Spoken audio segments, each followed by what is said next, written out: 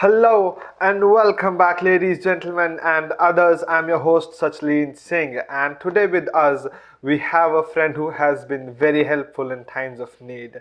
He's a very intellectual and amazing person, currently in med school and on his way to become a doctor.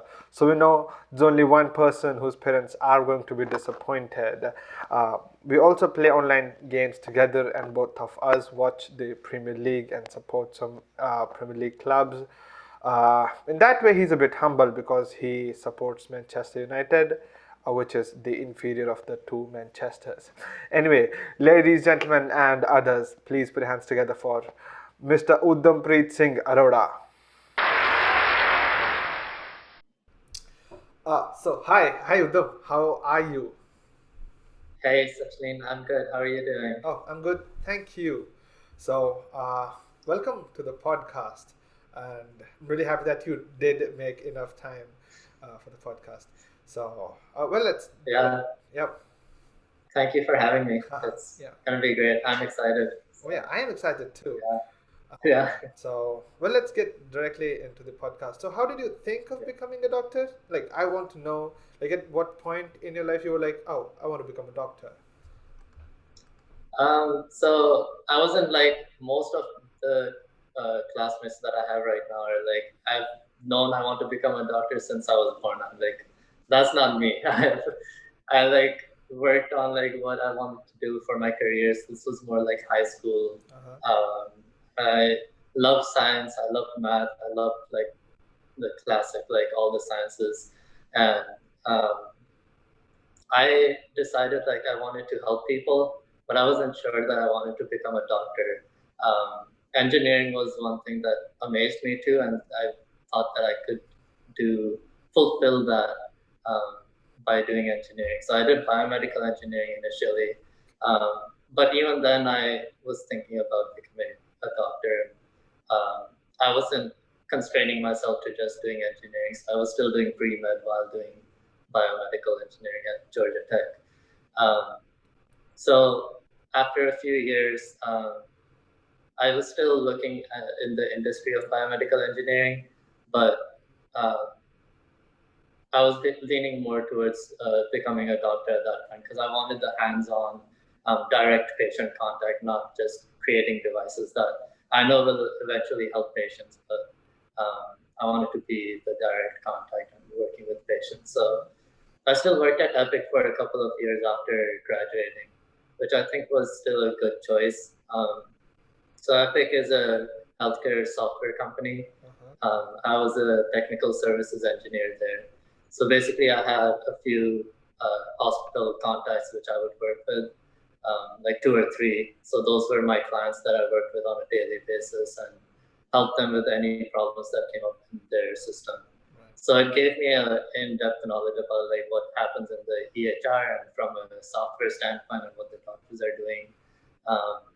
But it was great to be behind the scenes, but I don't want to be behind the scenes. I want to be that doctor that is working with the EHR with the patient. So Right.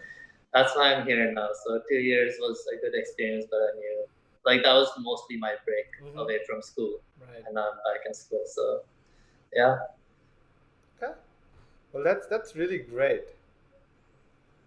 Okay, so Uddam, from what I hear, I think doctors have to study a lot. They have to memorize a lot of stuff.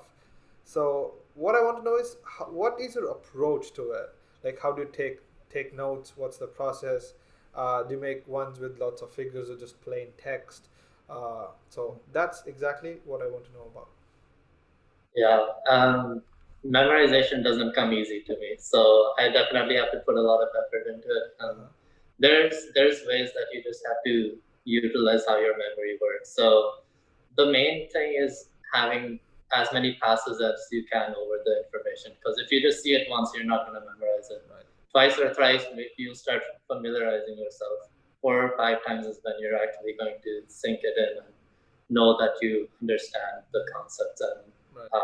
can memorize the information. So there's it's not just enough to like go through the slides and just look over them 5 times. Like that's too passive. So you want to do something active And I'm sure you've seen lots of YouTube videos about those things too. And I've like watched YouTube videos about like how to do active learning and using that. So there's a lot of different ways. So my first thing is I go through the lecture. I watch the lecture at least once, if not twice. And the second time would usually be like 2 times speed because I've listened to it once already. I'm trying to go along with the professor and like see how much I can remember, find my gaps in between them too. And then a couple other things would be I'm annotating on Notability on the lecture slides as the professor's talking about the topic. And then that's basically part of the first pass as I'm watching the first lecture. After I do that, I'll go into Notion. That's where I type up the summaries of all of the notes that I've just taken, go through, create some questions, and like try to figure out what's good questions that I can make up for this, and write up the answers, and then I'll make them such that the answers are hidden, and then I can go back into them for my third or fourth passes. And then to really get it down, get the memorization of the nitty-gritty stuff, that's where I use Anki flashcards. So Anki flashcards are really great for memorizing the nitty-gritty details. And it's not good for learning concepts. So you have to get that from the lectures, from taking notes, and other ways of doing it, like making diagrams, which is another thing that I try to do. But yeah, so those are all of the different tools that I use to really work through the material. Right. Well, what I've heard is that people say that like being a doctor, when you're like memorizing stuff, there's no logic to it. You just have to cram things up, and that's pretty much it. So how much of that is actually true? I mean, there's a lot of cramming, but that's not the best way to memorize, in my opinion. Like, because the body is, everything is interconnected, right? So whether you're doing microbiology or you're going on into pharmaceutical kind of stuff, or learning about neuroanatomy, you're going to, there's ways to make them all come together and like really understand like how the pharmacology is affecting the neuroanatomy, and understanding the anatomy will help you understand how other things will work, and like how the pathologies will work, and so on. So if you understand the basics, you can build on those and basically try to connect things that way. That's where diagrams would really be helpful too, because then you're interconnecting details, and then you don't have to memorize those 5 different details. You memorize the first detail, and it's basically a cascade of other thoughts that come after that, right? So instead of memorizing 5 things, you're memorizing 1 thing, and that way you memorize all those 5 or 10 things that you needed to know. So the better you understand the logic behind all of those things, the better you, the faster and more efficient your memory is going to be. So that's kind of the magic behind it, if you really want to like get it down and like make it easier on yourself. Yeah. So what I'm understanding here is that there is a lot of memorization, but there's also logic and flow in of thoughts.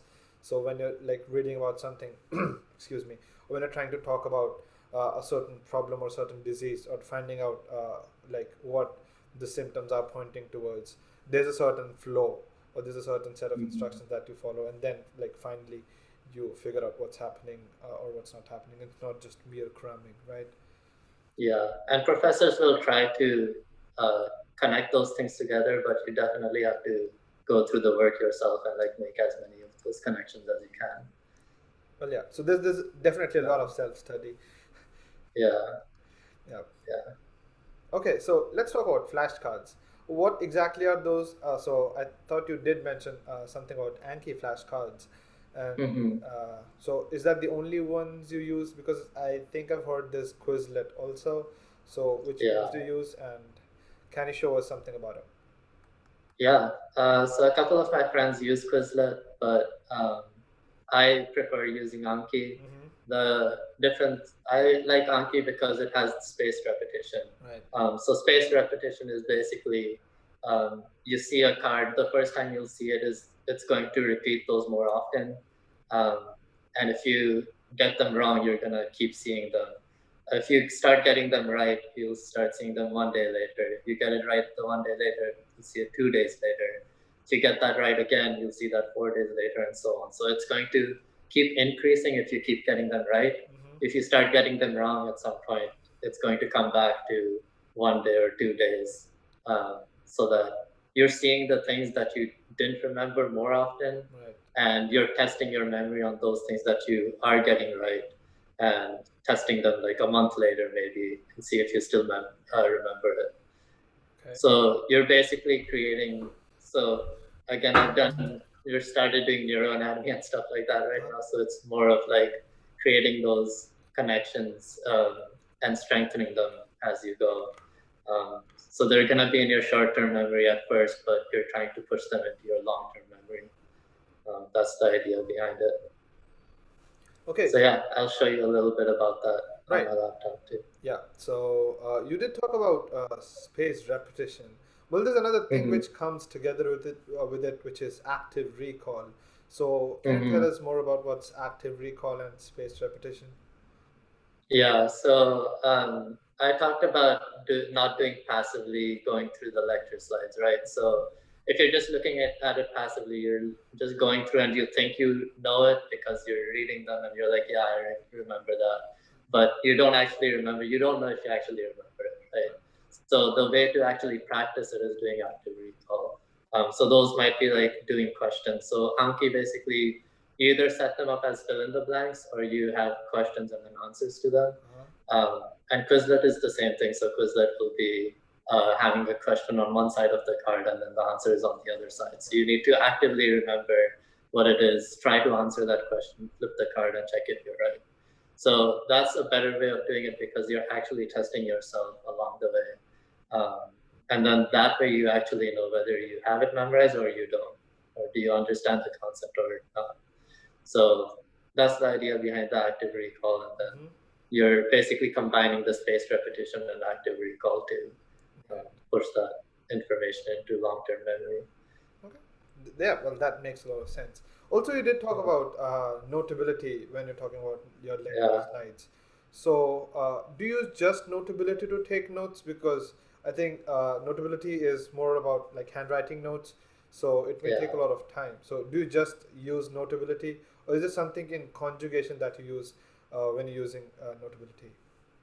No, so Notability, I mostly download the PDF slides and then put them on Notability so I can annotate them. So that's where the writing part comes in. Mm-hmm. So that's just with watching the lecture at first or the second time and also annotating again. Right. So that's on Notability there.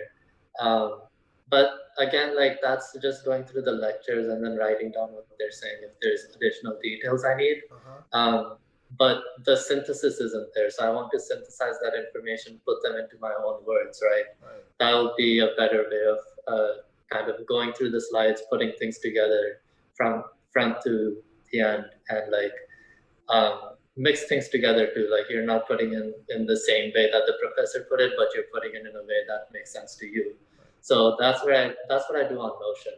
So I'm basically flipping through the slides back and forth and like trying to create questions, trying to create different connections between mostly just that lecture, and then later on, like once an exam is coming closer, like I like to go between lectures and like see how many connections I can make between those, because Right. having that understanding will be even better. Because all the lectures aren't necessarily independent of each other, right? Mm-hmm. There's ways that you're learning something in one lecture and can connect that to another one. Right. Um, so Notion really helps with that because that's where basically my summaries come in on Notion. Um, Okay. So what we can say is that your there's lecture slides, and then there's notability, which is like your intermediate notes, and then your final product of like proper notes is already Notion. So you've already gone it yeah, through at least thrice until you make the final notes, and then you go over it over and over again. Sometimes with the flashcards, and also right. when an exam is coming closer, you go over the Notion notes basically, right? Which is Yeah, exactly. okay. That's pretty Yeah. cool. So let's go on to the next part. So you're a vegan and I'm a pure vegetarian. So yeah, we've gotten a fair share of jokes from people. But my question to you is that, yeah, how difficult or easy it is from because from what I hear that being vegan is not just a food choice, but it's a lifestyle. Yeah. So I can go through my story here again. So I've been vegetarian since I was born, Hmm. part of Sikhi. Okay. So that was obviously easy because I don't know what the feeling of eating meat tastes like. So people are like, "Oh, this is amazing." I'm like, "I don't know, man Yeah, nahi pata." I Like, can understand that exactly. Like yeah. I don't know. So yeah, for both of us, vegetarian is easy because we don't even know what the other side is like. Right. And yeah, transition to vegan was definitely difficult. So I stopped eating eggs around when I was 10, 11 years old, I'd say. So anything that even consisted of eggs, I stopped eating. Um, Before we used to not have eggs at home, like bring eggs and like cook with them or make anything with them, but we would eat like cookies if they had eggs or cakes if they had eggs. I stopped that when I was 10 or 11. So Okay. became more conscious of it and was like, um, I think within Sikhism, like we shouldn't be eating eggs. So I stopped doing that like throughout. Uh-huh. But I was still drinking milk and cheese. And eventually, like almost during college or so, I thought like it seems contradictory to not eat eggs but also drink milk, um, based on how you get those products in the US. So I think Okay. most people know like there's um, basically factories.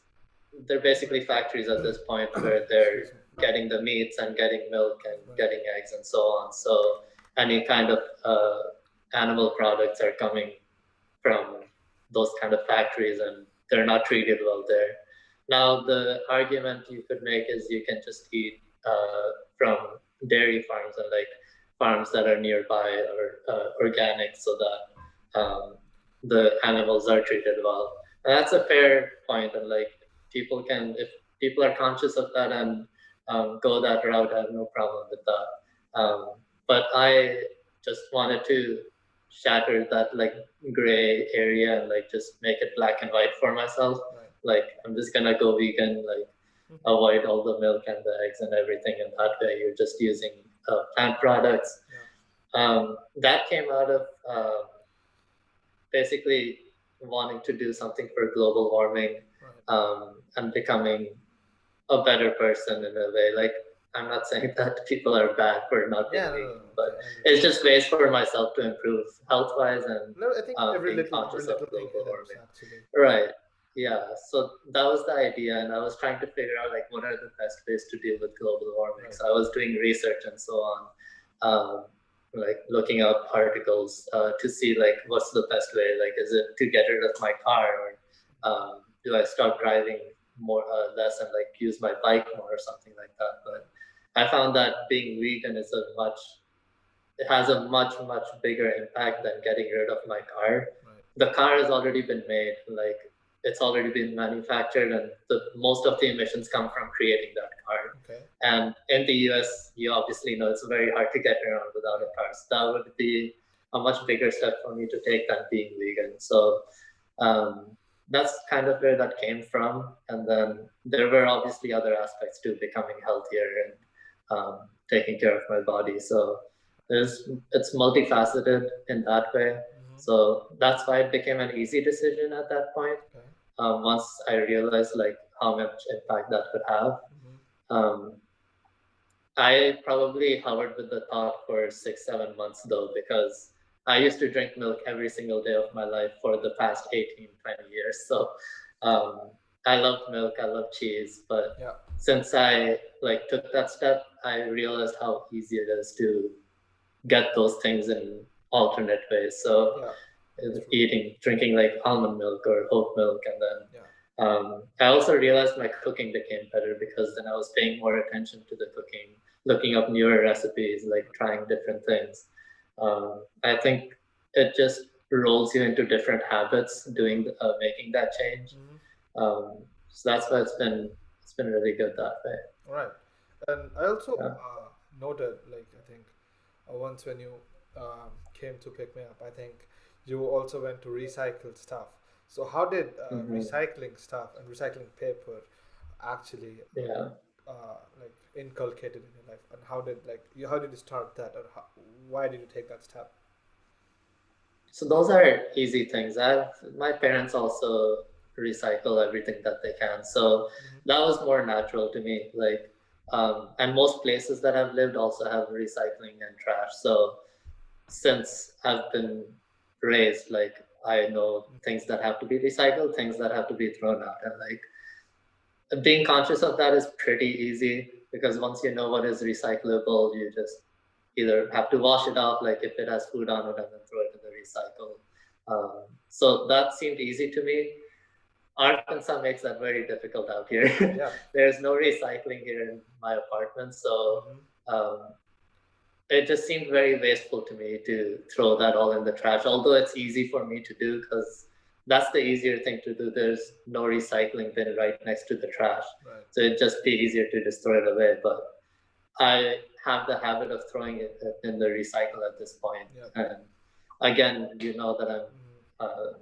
careful about like what I'm throwing away and Right. trying to become more minimalistic. Yeah. Um, to be careful about Mother Nature and like taking care of the environment. So yeah, it was something that I was like hoarding up my recycle here for a month because I had no idea where to recycle. Right. So I was just collecting it until I like looked up where I had to throw it away for Right. recycle. So yeah, it's something that everyone should be thoughtful of, and it's not that big of a step to take. Yep. So I would hope that everyone is doing that, but I know everyone doesn't. So Well, I think I'll start after this definitely. Uh, yeah, but yeah, I think you're building like the place where you live. It's pretty new, so I think they would still like. I think I would still give them maybe a month or so, just so that they could yeah, start. But yeah, it's always other places. And really happy that you did not find just an easy of throwing everything out,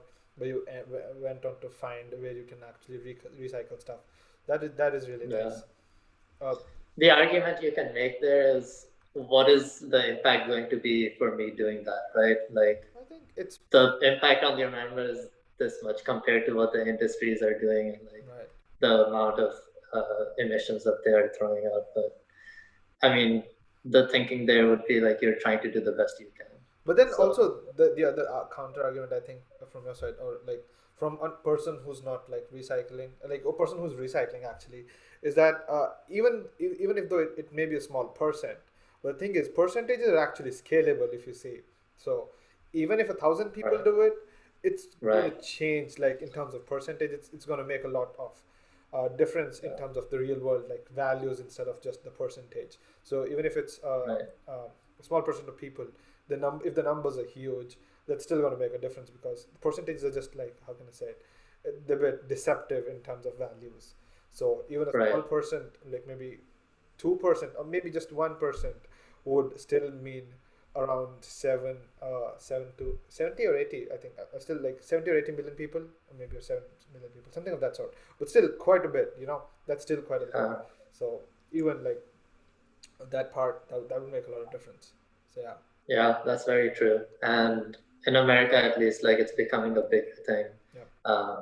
People are more people are becoming vegans. More people are conscious of how they're throwing out stuff. They're becoming conscious of what the industries are doing. So you're avoiding those companies and so on. Like there's a lot of steps you can take, and a lot of people are doing way more than what I'm doing, and lots of people like me that are trying to also become better, and everyone is trying to do their best. Right. You know that. So yeah, definitely it's scalable, and the millions of people that are doing it will multiply. Right. So Yep.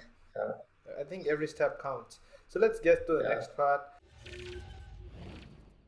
So I've heard that you play a few instruments. So how did you start with music, and what all instruments do you play? Yeah, I started playing tabla when I was Hmm. around 9 or 10. Okay. Um, this was back in India before I moved to the US. Uh-huh. So in fourth grade, I used to go to Amity School in Delhi. Uh-huh. They had tabla class there, so I did that for a year. Right. Um, Most of my music till like high school, Mm-hmm. or even through high school and past that, was just listening to kirtan. Okay. I didn't listen to Punjabi songs. I didn't listen to Western songs like English songs. Nothing. I just listened to kirtan, and so that's where I started loving like playing tabla, and I really got more into tabla when I came here to the US too because Uh-huh. I had learned the basics over there in Amity in school, Right. but coming here, there were so at Gurdwara there were a lot of people who, or at least a few people who played tabla, and playing it with kirtan is a lot different than just knowing the basics. Obviously, there's Right. um, patterns that you start like Mm-hmm. creating and like know how to play those things. So um, yeah, I learned that from a good friend and or my uncle, I guess, like Jagjinder uncle there um, in Minnesota, and he really taught me like how to play along with kirtan. Um, I also started getting into kirtan and like learning harmonium at that point. Right. My mom used to do it a lot more in India before too, and she's continued doing that. And Right. um, my dad also does kirtan now. Like he's been doing it for a long time. So they both like had the love for kirtan. So that really just came down to me too, and um, Mm-hmm. I wanted to learn harmonium, learn that. Right. And then in seventh grade, I had the opportunity in Pennsylvania to learn Dilruba. Okay. So this was Raj Academy from, they're based in England, Okay. and they go around the world just teaching and have a program where they give you CDs basically for a quarter at a time. And they had like 12 weeks of studying like during those 3 months.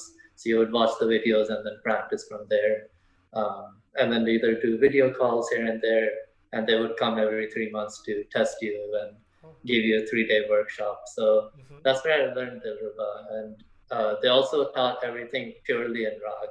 Right. And the idea was like the Shabads are all written in Rag.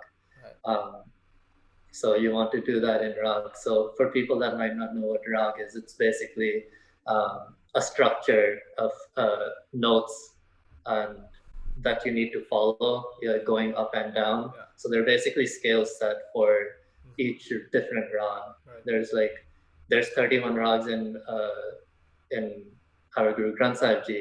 Right. So our kirtan is done in those 31 with some variations. Like Basant has many different Basant and Dole, and then purely Basant, and there's a lot more. Um, in Hindi and folk, like Indian folk songs, there's like 80 or 100 rags. So Right. there's a really large like library of rags out there. Mm-hmm.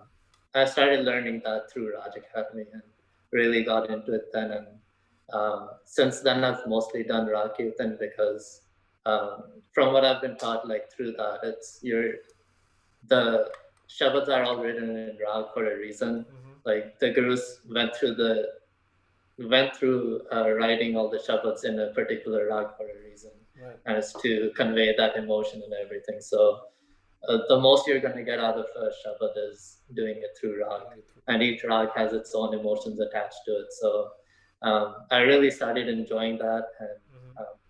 started exploring myself after a couple of years. So I stopped doing that because of school and like I wanted to pay more attention to my schooling and everything. Right. Yeah. But I still wanted to keep up my own like doing my own practicing. So I tried to keep doing that. Right. Medical school has made that even tougher. But yeah, at this point, it's basically the rubat, tabla, and harmonium. Right. Um, I've also played percussion in band in high school. Okay. So I did that in all through middle school and then ninth grade. Okay. So percussion was easy to get into really because I was already playing tabla, so drums was pretty easy to do, and that was like I did not want to do wind instruments. At this point, I wish I had learned something different, but I I did not have enough force in my uh, to get the windpipe to make sense. So I was just like, this is not for me. But But still, like you can play like amazing tabla. So viewers, I have actually heard him playing, and I tried, and I'm like really bad at it.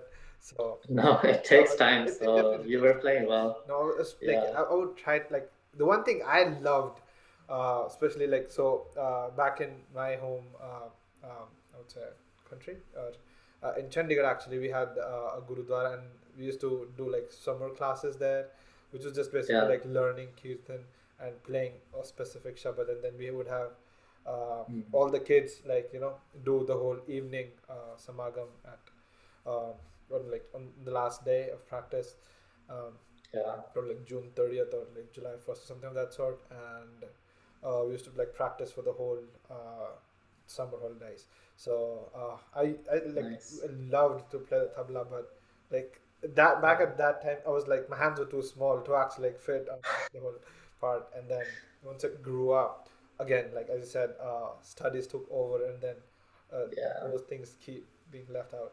But I'm really happy right. that like someone is still like keeping that music alive and keeping those percussion instruments or like the Indian music part, the rags and everything, and like still understanding them, which is like really something which is Yeah, important. So coming to the next part, since you're an American Sikh, so how's it different from being an Indian Sikh? And also, I think you spent a few years in India. So what yeah, all is different from your perspective? yeah. So here in America, there's I think the classic uh, normal, I guess normal American Sikh life would probably be like you go to camps, Sikh camps over the summer. You go to Gurdwara almost every weekend, go to Punjabi school. So those are kind of the normal things that Mm-hmm. most of the Sikhs that I know do, Right. or at least growing up do and go to. There's also a lot more emphasis here, I think, on keeping that Sikhi. Okay.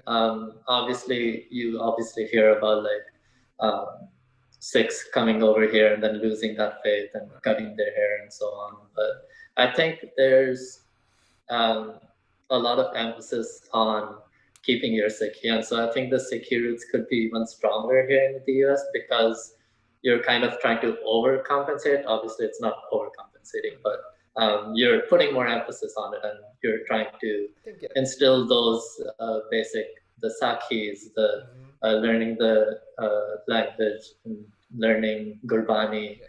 um, going through those steps and like actually becoming a proper Gursikh. And Right.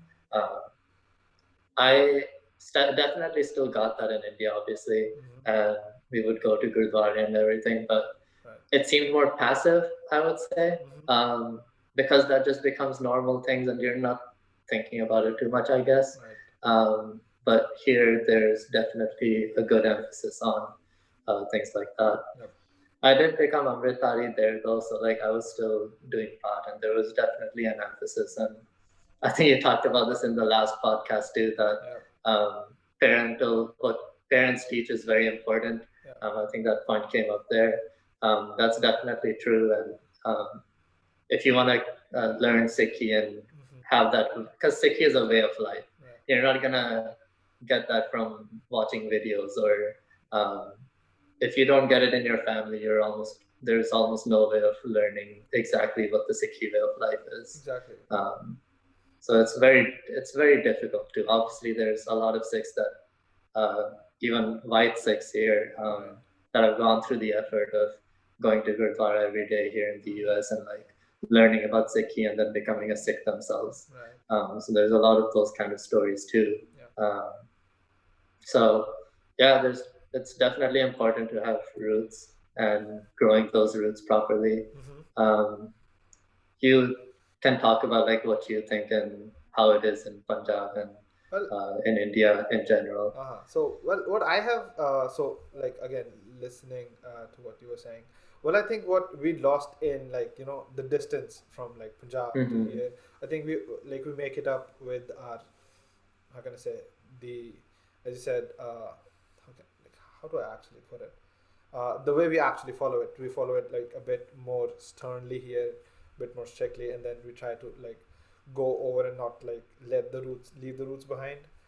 But I also Yeah. think I would say that Canada and UK are a bit more how can like amiable for Sikhs. I'm not saying US is not. I'm just saying here I've found or met less number of Sikhs. Like the time I've been here. But I think the other reason maybe that most of the Sikhs like reside up north rather than like down south here. So that may be one big reason because a lot of Sikhs like you would find them in California or Yeah. Boston, maybe Los Angeles side. So that's where a lot of Sikhs usually are. Whereas down south in like Arkansas, Texas, Tennessee, Memphis, there definitely are Sikhs, but pretty like they're in like smaller numbers, I would suggest. But Yeah. so from a lot of interviews in the from the people of UK, I've found that people were like people who tried to understand Sikhism were helped a bit more. I think here that, but we can definitely work on that. And then also like the headquarters of I guess Khalsa Aid is Hmm. also there, and they help out like plenty, like almost all over the world.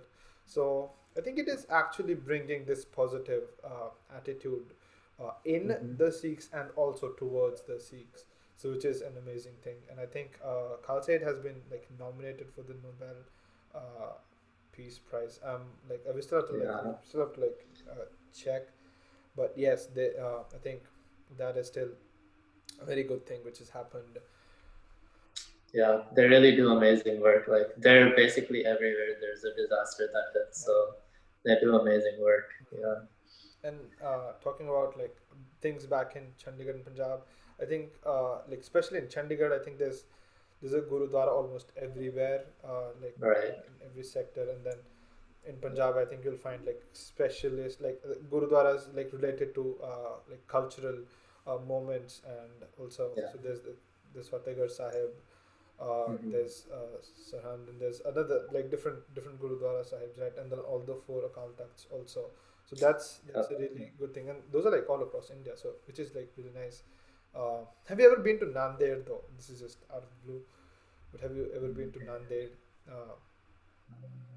Uh, and then I don't think we have. okay, My parents might tell me otherwise. I can't remember if we went okay. there. If we did, we went like 8 years or Oh, when you were pretty 5 young, years is ago. it? Not pretty young. Like 5 years ago, I should remember, but I can't remember. I know we Okay, last time we went to Patna. We went okay. through almost all of the buckets. Uh-huh. 4 out of the 5. There's one that we still have to go to, but Right. um, I don't remember. Okay, yeah. So, like, I think it was almost like 5 odd years ago. I think when no, it was long. Oh, it was 10 years ago. I think. Yeah, because I still remember because India was playing the 2011 World Cup. Oh I yeah. watched the Indian Australia quarterfinals there. So it was almost 10 years ago, Hmm. and we went to Nanded Sahib, and it's like a really like all there are like a lot of like how can I say a lot of smaller gurudwaras around the vicinity, and Okay. so it's really good like place to again be there, and you listen to a lot of like cultural stories around in and around like Nanded, which is like actually away from Punjab. So that thing, and then also in Patna, like Patna Sahib, also you'll find a lot of Oh yeah. There's a lot of smaller right. gurdwara everywhere, So and each side almost has its own yeah, history behind it too, yeah, which is definitely, incredible. definitely. So yeah. And I think almost 3 or 5 years ago, I think almost like yeah, maybe 3 to 5 years ago, we went to the uh, Darjeeling side. There's another Gurudwara, and Mm, that has its own stories. There's been plenty of stories like and yeah. like and the thing is that like the point I'm trying to make is that Sikhism is not just in and around Punjab. It has actually like spread, and it's not just about the religion. It's about the deeds that Hmm. like the people of Exactly. the religion. So that is like pretty amazing. So well, Yeah. let's get to the next part. So Okay. you already told that you do not know a lot about like the music, like especially from like apart from like kirtan. Well, I would not like consider that as music. That's like pretty different. Of course. Yeah. But Yeah. what do you know about like the folk music of Punjab, as in like folk songs and stuff, and like I know in this section I'll try to like tell you more about it, but like at least Yeah, let's tell the viewers like where exactly. what I'm, Yeah, exactly. yeah. So music, I started listening to when I was in college, and that was all Western music. So I got into more of um, the more popular songs in the US, so pop music and rap and stuff. So Right. that's what I started listening to. There's bits and pieces like of Punjabi music that I listen to. Obviously, popular music I had heard from like weddings and stuff like that. Like those same songs that are played like millions of times. Yeah. Folk music, yeah, I don't really have much to it. I had heard of Satinder Sartaaj and like the bigger artists, but really, you're the guy who has given me more of that music in the past 6 or 7 months. So Right. you're my guy at this point of like trying to get into it more. So my knowledge though zero. Okay, well I've then got nothing let's about it. get started. It's okay. Yeah, Like this is why I actually wanted to put this, you know, into this podcast section because yeah, most of like us, like as in Punjabis, have what we started to listen to is like maybe Karan Aujla, Sidhu Moosewala, and all that stuff. Like all those uh, nitty gritty details where like they're fighting amongst themselves or maybe keeping around, and we're yeah, like just focused on the very recent part. We're not yeah. actually understanding what's like happening behind, you know, and what actually happened like in those good like I would say like late 1900s to the early 2000s. But we've Mm, lost that somewhere or the other. So there are like plenty of how can I say artists to listen to. So I grew up listening to Harbhajan Man, Manmohan Varis. So the three brothers actually, Manmohan Varis, Kamal here, and one more. So they're like three brothers. Harbhajan Man had a brother, has a brother, Gursevak Man, and then so they had this album. I think Satrangi Ping, which they came out like which they had like three albums of later on, like so they had three parts. Uh, so those were the like the albums which I like grew up with. Then we had Ravinder Garewal with the very famous song "Nimi Nimi Taaryan Dilo," I think, and it's okay. such a beautiful song to actually listen to. And then there's also then there's definitely Satinder Sartaaj. When you like start talking about him, it's there's this specific depth in his songs, and when you start listening to his music, it's not just the music; it's also Yeah, the like efficiency of the words or the worth of the words actually. yeah, Yeah, so no pun intended there, but that part. And then also the you know if you like watch him live when he's like yeah, uh, doing a program or something, he yeah, usually just turns down, like he just signals the instrument players to just turn it down, and he just sings it, you know, with his like harmonium or something, and it just yeah, most of the times it's just unplugged, and it's so amazing with you know the amount of words that he used. And also the other thing that unlike like most of the artists, he sings songs which are unrecorded, like directly from his diary, you no, know, and those songs okay, like have that uh, I would say that rawness, you know, that the thing yeah, directly came out of his mind, like at that point, and he just written it down, jotted it down, and then he just sings that, and it's such a great thing to listen because the way he has with the words, you know, it's really amazing. But then going on mm, like to even older songs, I think one of the very yeah, famous ones is Madhania, which is another song I think, and then there's Munda Lambradan, which has another different I would say variations. Then there's also Varishas here, and yeah, that is actually a poem, but it's been sung quite a lot of times, and it's an amazing thing when you start hearing to it. So it's almost, I think, yeah. an hour or 2 hours long, Oh wow. and then it's and that is the shorter version, and it's amazing. And then, as you said, there are obviously wedding songs, the songs at the songs I've had Yeah, below. yeah, But yeah, talking about Varishas here, there's this verse I think which I've heard Sataj sing someplace, but this one actually see this was written by Varisha, but these four lines have a lot of how can I say, meaning to it, even when we listen to them like today. And so you know that he Ranja, so he is the girl here, and Ranja is the guy, and it's basically a song Hmm. about love story. So Yeah. Ranja, when like he is married off to someone else, uh, Ranja becomes a jogi, and then he goes to visit her. You know, and then they go in conversation, but he doesn't know that Ranja is actually like that jogi she's talking to is actually Ranja. So she says Okay. कि so this is how the lines go actually कि हीर आखदी वे जोगिया झूठ बोले कौन रूठड़े यार मनावदा ਈ ऐसा कोई ना मिलिया वे मैं ढूंढ थकी जेड़ा गया नु मोड़ लियावदा ਈ so these like so when you just listen to these four lines it's so fulfilling, you know, let Hmm. alone the whole like poem when you listen to it. And then Sure. this has also been like other songs like Tappe. So if you listen to Jagjit Singh has um, I think there is a video of Jagjit Singh with Tappe. Tappe has been like there has been plenty of tunes and about Tappe. So there's this a longer one, a shorter one, then a bit up towards the Pakistan Punjab has their own way of Tappe. But all these are so Okay. beautiful. Like when you listen to Tappe, these are like really like two liners most of the times, and really amazing again. And then Hmm. there's also poetry which comes in. So there's definitely Dr. Jagtar, Dr. Surjit Patar is there, and plenty, Dr. Son Singh Seetal, and so this basically brings in, you know, a lot of literature that Punjabis have, but which we are starting to somehow forget. I think, and it's just somewhere in the websites, just waiting to be understood again. You know, I think this generation has Hmm. left that piece a bit. I think if you talk to like your grandparents or something, uh, if anyone actually, like, they would tell you about, you know, what actually Heer Ranja is or how is it. And then there's this thing, if you like actually talk about a lot of love stories, you would see Heer Ranja Sasi Punnu, right?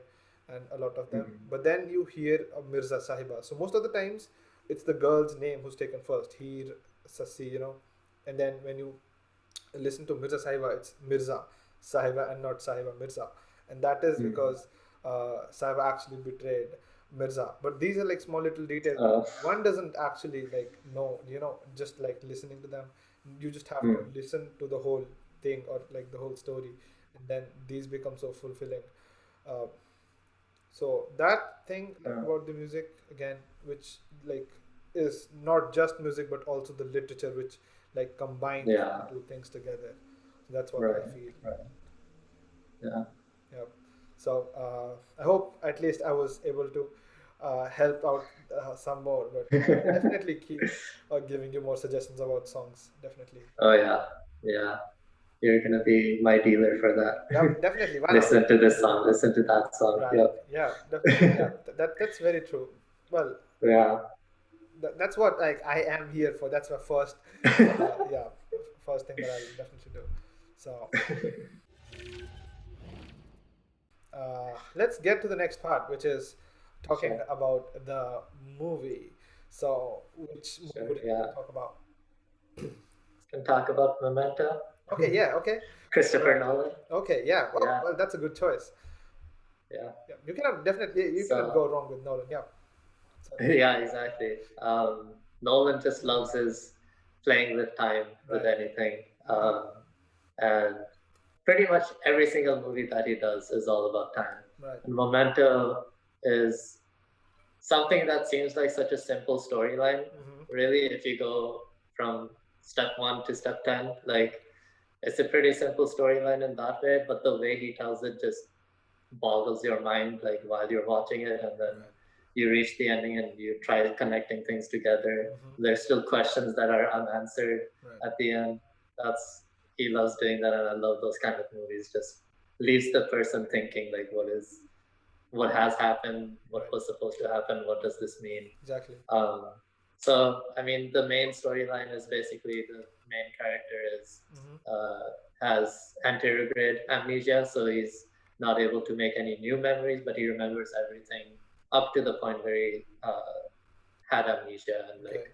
had the uh, um, Right. uh, at the point when he got the injury.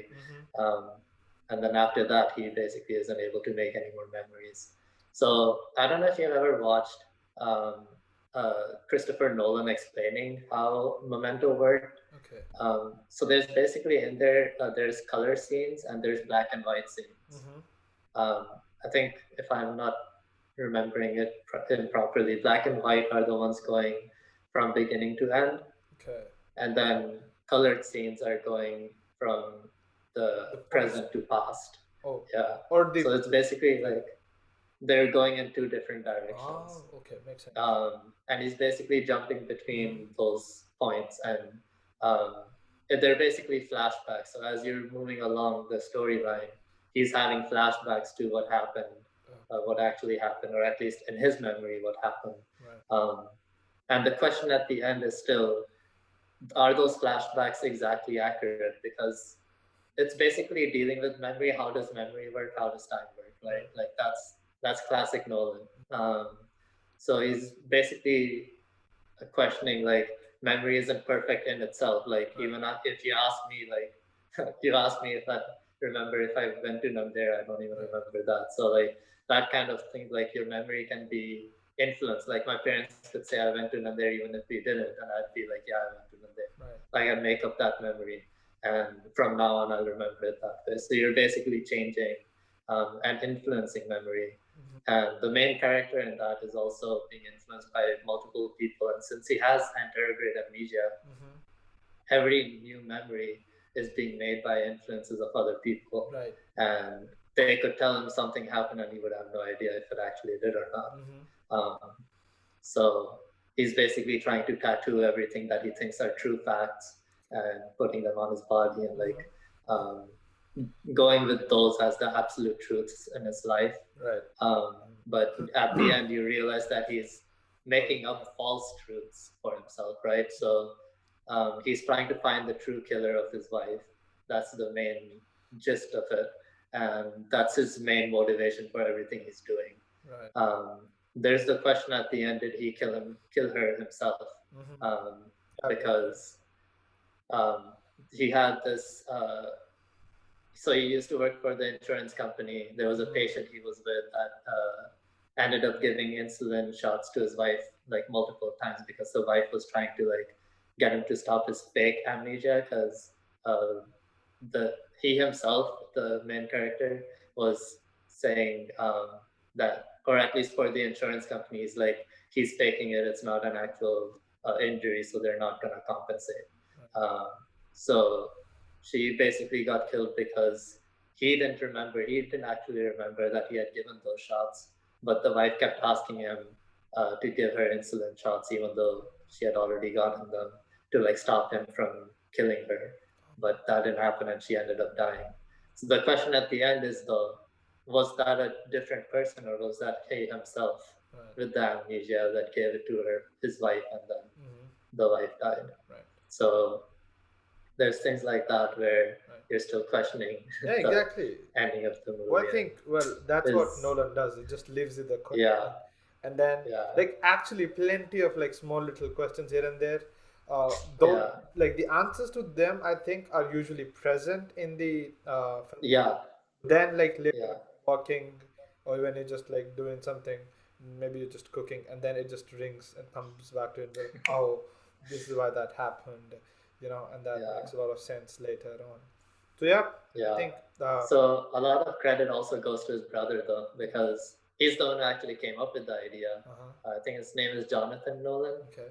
So his brother came up with the idea, was going to write the short story, and he told his brother the idea. So his brother Christopher Nolan went off to make the actual movie and like produce it in his own way with the story in mind. And then Jonathan Nolan, went out to write the short story. So there's a short story out there which was, I think, published 1 month after um, the movie was released.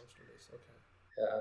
So it was joint effort, and those both love to boggle our minds. Yeah, oh, that's definitely, and I think it also keeps us on our toes, and it gives you food for thought Yeah. when you enter the theaters, that and knowing that you're probably gonna watch a Nolan movie. uh, Right. 9 out of 10 you know that you're gonna like look forward to like at least a good masterpiece. You know, Yeah. it may not like reach the best of the best, but it's there to like sit and admire for the next 1.5 Yeah.2 hours and just Yeah. just sit there in awe. So that I think Yeah. Nolan does very well. uh, Yeah. I think with Most that. people know Uh-huh. about his. Most people know about his new movies now, Interstellar and Right. Inception, and so on. But Memento is one of those that was so far back in the 2000s where he wasn't as well known at that point. But Hmm. I think it's a little less known, but it's still just as good a movie as Right. I think any of his new with ones. that movie, I think he did. I think start making a name for himself. I think if I'm not wrong, I think Yeah. it was 2002 or 2005. Not very sure, but that's when it did come out. And Mhm. I still remember watching it. It was like way early in my bachelor's, and Oh, okay. yeah, and when you like told about those two, like the black and white ones, I think it Yeah. starts and then I think it ends at the same point it starts or something of that sort happens. Yeah, it like loops Yeah, together and then yeah, it turns from black and white to color slowly because all those two timelines have basically merge. merged. Yeah, Which is, yeah, so that part. amazing. Yep, it is really Yeah, amazing. And well, with that, yeah, we are at the end of our podcast for this week. sounds good. Thank Yeah, you, Uddam, for joining us this week and sharing all your experiences and talking to us. It was really helpful. We look forward to seeing of you a bit more on the podcast. Uh, yeah. Ladies, gentlemen, and others, thank you for watching. If you liked it, please like, share, and subscribe. Thank you, and have a good weekend. Bye bye.